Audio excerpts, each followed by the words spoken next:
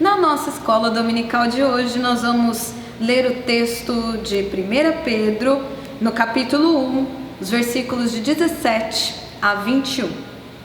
Diz assim a palavra do Senhor: Ora, se invocais como Pai aquele que sem acepção de pessoas julga segundo as obras de cada um, portai-vos com temor durante o tempo da vossa peregrinação, sabendo que não foi mediante coisas corruptíveis, como prata ou ouro, que fostes resgatados do vosso fútil procedimento que vossos pais vos legaram, mas pelo precioso sangue, como de cordeiro, sem defeito e sem mácula, o sangue de Cristo, conhecido com efeito antes da fundação do mundo, porém manifestado no fim dos tempos por amor de vós, que por meio dele tendes fé em Deus, o qual ressuscitou dentre os mortos e lhe deu glória, de sorte que a vossa fé e esperança estejam em Deus.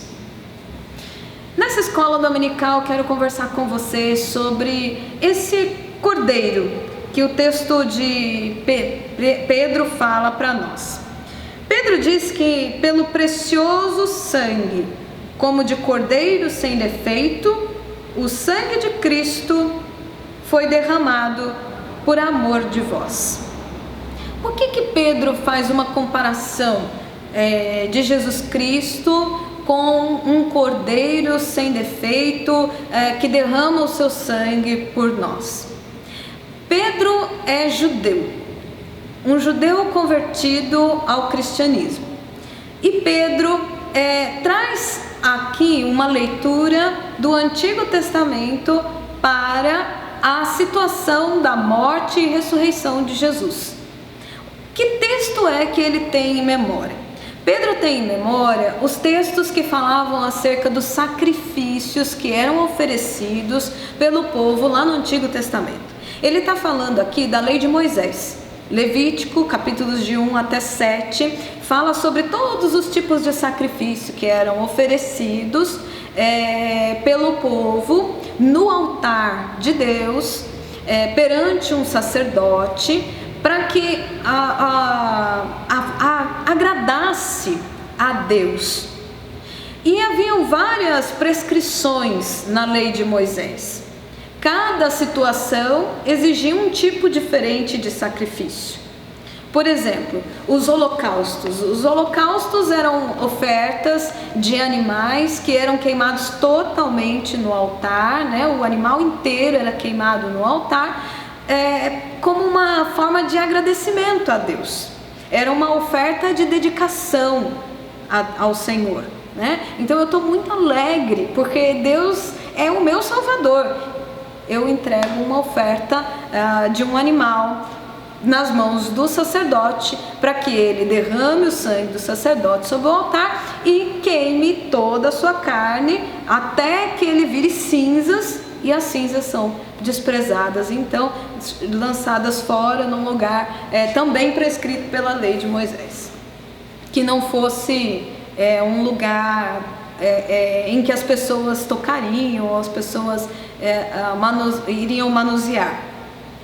Também tinha oferta de manjares, oferta de cereais. Essa era uma oferta de ação de graças. Também era acompanhado muito dos holocaustos, né? Eram oferecidos grãos, cereais, que eram feitos para serem levados até o altar no dia de oferecer o sacrifício de holocausto. E isso tinha a ver também com a comunhão entre os irmãos. Então, momento de festa no templo, momento de festa na casa de Deus, era momento de oferecer também oferta de cereais. Haviam também os sacrifícios por pecados, e aí tinha uma distinção, né? O primeiro era o pecado por ignorância. O pecado que a gente comete contra Deus em geral era esse tipo de sacrifício que era exigido, um sacrifício por pecado de ignorância. Quando a pessoa tinha necessidade de obter o perdão de Deus, então ela levava um animal perante o sacerdote para que fosse imolado, né, e oferecido então a Deus. Mas havia um outro tipo de pecado, que é o pecado contra o próximo. E esse pecado era conhecido como o pecado por culpa.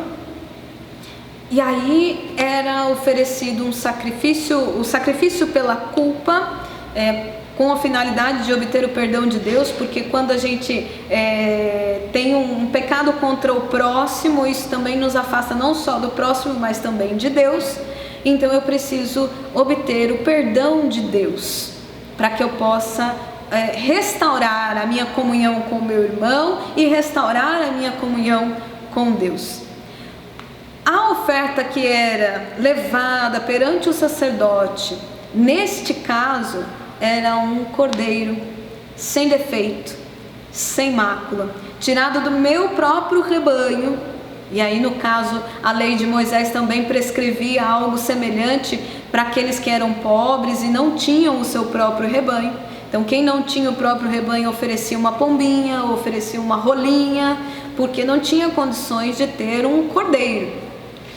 Nesse caso, o cordeiro que era oferecido era o melhor do rebanho, né? Era o seu melhor cordeiro, não era vamos pegar aquele ali que já está velhinho, quase morrendo, ou aquele outro que está doentinho. Não, era o melhor. E o melhor era entregue para Deus, então, perante o sacerdote. O sacerdote acolhia o ofertante colocava a mão sobre a cabeça daquele animal, indicando que o seu pecado estava sendo transferido para aquele animal, e o animal morreria no lugar dele. Porque o pecado, na verdade, o salário do pecado é a morte. O pecado nos traz a morte. Ao invés de trazer então a morte, o ofertante entrega o animal para morrer a sua morte. Ele indica com a imposição de mãos e o sacerdote leva aquele animal para ser sacrificado para Deus. Esse animal, o sangue dele era aspergido sobre o altar pelo sacerdote como expiação dos pecados do ofertante. E depois disso, parte do cordeiro era comida, né, pelo próprio sacerdote, pela família dele, ou então era comido numa festa de comunhão, quando, no caso, por exemplo, na celebração de Páscoa, uma das ofertas que era entregue para Deus, um dos dias da celebração de Páscoa, era entregar um cordeiro no altar, né? E aí então parte desse cordeiro era comido pelo sacerdote e por toda a comunidade que estava ali junto, né, oferecendo aquele cordeiro. E a outra parte era queimada no altar como expressão, né, daquilo que era oferecido para Deus de melhor. O que é que Pedro então lê nesse texto? Ele lê o seguinte: lá no passado, nós entregávamos cordeiros pelo nosso pecado. Lá no passado, o sangue de um animal era entregue sobre o altar para que os nossos pecados fossem purificados, fossem expiados na presença de Deus. Hoje, nós vemos o próprio Cordeiro de Deus, o seu Filho, sendo entregue por nós. Hoje nós vimos o sangue de Jesus sendo derramado na cruz, assim como o do Cordeiro era derramado no altar pelos nossos pecados. Esse Cordeiro, esse Jesus, homem sem pecado, homem sem mácula, homem sem defeito, que foi entregue por causa do meu e do seu pecado, esse foi o cordeiro suficiente pelos pecados de toda a humanidade. E aí João traz também uma outra leitura disso, dizendo que ele é o Cordeiro de Deus que tira o pecado do mundo. Que coisa bonita é a gente entender a palavra de Deus quando ela se torna viva para nós. Quando ela deixa de ser só uma prescrição da lei e nós vemos que ela se torna viva, que ela se torna dinâmica e que ela gera vida para a gente. Jesus foi interpretado como esse cordeiro nessa dinâmica em que a vida continua acontecendo. E é por isso que nós cristãos não oferecemos sacrifícios para Deus, mas nós entendemos que o nosso sacrifício já foi pago por Ele na cruz, já foi pago por Ele com preço de sangue derramado em favor de mim, em favor de você, em favor de nós.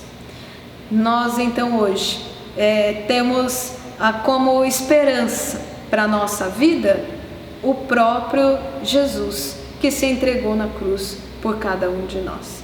Eu espero que esse cordeiro te atraia por todos os dias da sua vida e que você reconheça que ele veio para te salvar e que o seu sangue valeu muito a pena, por isso foi derramado na cruz por nós. Que Deus te abençoe e te guarde.